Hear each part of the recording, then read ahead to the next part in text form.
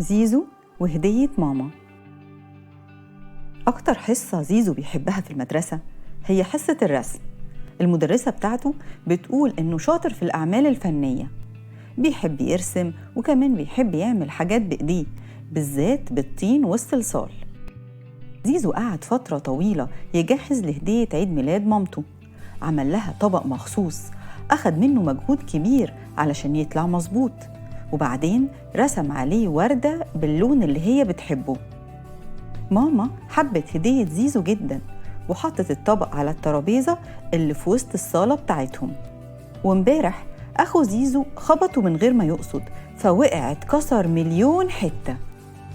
زيزو زعل جداً من أخوه وافتكر إنه كان قاصد يعمل كده، فاتخانق مع أخوه خناقة كبيرة، وبعدين حس إنه متضايق جداً إن ده حصل.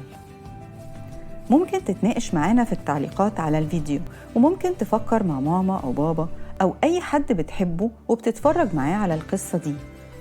إيه اللي خلى زيزو زعلان جداً من أخوه؟ إيه اللي خلى زيزو يحس بكده؟ يا ترى زيزو كان بيفكر في إيه؟ بتحس بإيه في جسمك لما تكون غضبان؟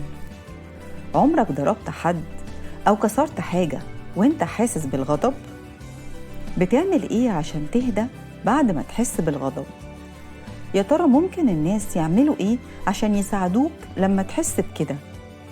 تفتكر زيزو كان ممكن يعمل إيه عشان يوقف نفسه إنه يتخانق مع أخوه؟ تعالى نكتب أفكارنا عن كل الحاجات اللي ممكن زيزو يعملها عشان يفضل هادي لما يلاحظ إنه ابتدى يتعصب. إيه رأيك تبص عليها وترسم دايرة حوالين الأفكار اللي ممكن تساعدك أنت كمان؟ هستنى حكاياتكم في التعليقات، واستنونا في قصة جديدة من يوميات زيزو.